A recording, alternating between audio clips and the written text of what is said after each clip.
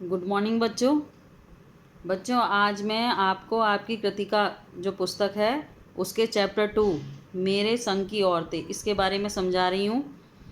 Complete chapter बेटा आप अपनी बुक से पढ़ लेना है आपको, और आपको मैं संक्षेपित रूप से आपकी इस कहानी की व्याख्या समझा रही हूँ। देख लीजिए क्या है इसमें।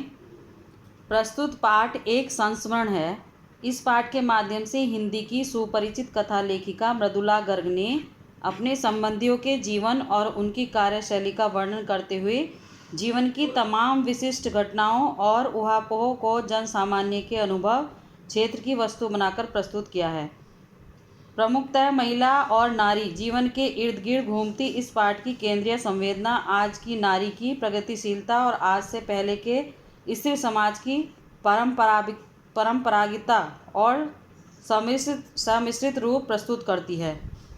इस कहानी में जो ये दिखाया गया है कि आज की स्त्री की क्या स्थिति है और जो पहले जो औरतें होती थी उनकी क्या हालत होती थी।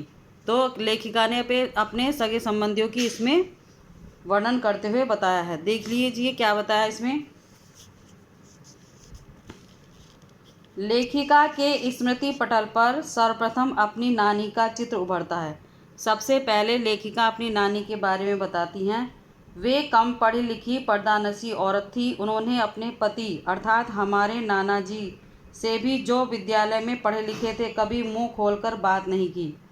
लेकिन मरते समय उन्हें अपनी इकलौती बेटी अर्थात मेरी माँ की शादी की इतनी चिंता हुई कि वे सब लिहाज छोड़कर हमारे नाना के मित्र प्यारेलाल शर्मा से बातचीत करने की इच्छा जाहिर करने लगी।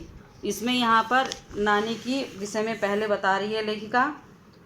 क्या कह रही है। मेरी नानी ने प्यारेलाल शर्मा से कहा कि मेरी बेटी के लिए वर आप खोजिएगा, लेकिन वह साहब न हो वरन आज़ादी का सिपाही हो। उनकी इच्छानुसार मेरे माँ की शादी ऐसे युवक से हुई जिसे ICS की परीक्षा में बैठने से इसलिए रोक दिया गया क्योंकि वह गांधीवादी था, और उन्हीं के कारण मेरी माँ को भी खादी की भारी भरकम साड़ी पहनने का अभ्यास करना पड़ा। इस अवंती लेखिका ने अपनी माँ के महत्व का वर्णन किया है कि वे शरीर से दुबली पतली जरूर, किंतु खूबसूरत और ठोस निर्णय लेने वाली महिला थी। चूँकि वे अंग्रेजी की शक्ल सूरत वाले साहब बाप की बेटी थी, और ऐसे साहब ने अपनी बेटी की शादी आज़ादी की लड़ाई लड़ने वाले खाली जेब किंतु शोहरत वाले लड़के से कर दी थी। इसलिए मेरी माँ की राय घर के हर कार्यों में ली जाती थी। लेखिका के अनुसार मेरी माँ में भी आज़ादी का जुनून था, लेकिन मैंने अपनी माँ को भारतीय माँ की तरह कभी नहीं पाया। वे घर का कोई कार्य नहीं करती थी, यहाँ तक कि उन्हें अपने ही बच्चों को दुलार देने के लिए फुर्सत नहीं थी। हमेशा पत्र पत्रिकाएं पढ़ती रहती थी। मेरी समझ से साहिबी वाले ख़ानदान से ताल्लुक़ रखने के कारण के अलावा वे ईमानदार और मितभाषी थी। तो यहाँ पर लेखिका अपनी माँ के बारे में वर्णन कर रही हैं। इस अवंती में लेखिका ने स्पष्ट किया है कि ईमानदारी और मितभाषिता के कारण ही मेरी माँ को घर और बाहर दोनों जगह आदर प्राप्त था। हमारे घर सभी को, चाहे वह छोटा बड़ा हो या बुजुर्ग, अपने ढंग से जीवन जीने की छूट थी। यहाँ मृदुला गर्ग ने अपनी परदादी, दादी और माँ की संतान संबंधी मन्नतों और इच्छाओं का चित्रण भी किया है। लेखिका ने लिखा है कि मेरी परदादी के पास 2 से ज़्यादा धोतियाँ यदि हो जाती तो वे एक को दान कर दिया करती थी। अपने इसी स्वभाव के चलते वे भगवान के मंदिर में जाकर खुलेआम मन्नत मांगती थी मेरी पतोहू को कन्या, जबकि ऐसा नहीं था कि मेरे खानदान में पहले लड़कियां नहीं थी। भगवान की मर्जी भी ऐसी हुई कि उन्होंने एक के बाद एक 5 कन्याएं हमारे घर में उतार दीं। इस लेखिका ने अपने खानदान की सुनी हुई नामी चोर और माजी कथा को याद कर वर्णन किया है कि कभी किसी समय हवेली के सभी मर्द बाहर बारात में गए थे। घर पर औरतें सज कर नाच गाने में लगी थी। एक चोर किसी घर में चोरी की नियत से पहुंचा, किंतु उसमें माजी थी। वे हाथ पाकर उसी से पानी पिलाने को कहने लगी। उसने कहा कि मैं चोर हूँ।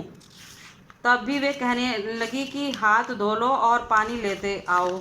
माजी ने उसी से पानी मंगवाया, उसे भी आधा पिलाया और सीख दी कि तू मेरा बेटा हो गया, अब चाहे चोरी कर या खेती कर। तो इसमें देख लीजिए, सामाजिक मान्यताओं के विरुद्ध अपने परिवार के रूढ़ि भंजक व्यक्तित्व और संस्कार का वर्णन करते हुए लेखिका ने लिखा है कि 15 अगस्त 1947 का जश्न जब मनाया गया तब मैं 9 वर्ष की थी। मुझे टाइफाइड हो गया था, इसलिए मुझे इंडिया गेट नहीं जाने दिया गया। सब लोग चले गए और मेरे पिताजी ने मुझे रूसी उपन्यास ब्रदर्स कारामाज़ोव पकड़ा दिया कि इसे पढ़ो और चुपचाप पढ़ी रहो। इस अनुच्छेद में लेखिका ने अपनी अन्य चारों बहनें मृदुला, भगत, चित्रा, अचला और रेणु तथा अपने एकमात्र भाई राजीव का परिचय दिया है।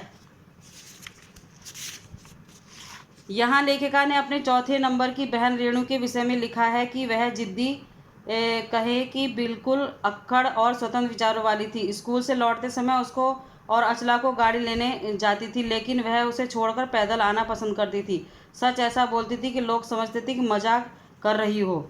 इस लेखिका ने अपनी बहन चित्रा और अचला के बारे में लिखा है कि चित्रा ने अपनी पसंद से शादी कर ली।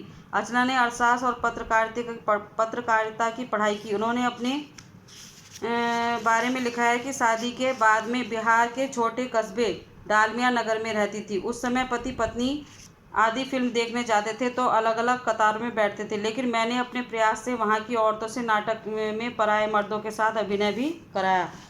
इस लेखिका ने कैथोलिक बिशप के बच्चों को पढ़ाने के लिए स्कूल खोलने का आग्रह किया, किंतु बिशप के दो टूक जवाब दे देने से स्थिति में उन्होंने स्वयं को प्रयास से एक विद्यालय खुलवाया।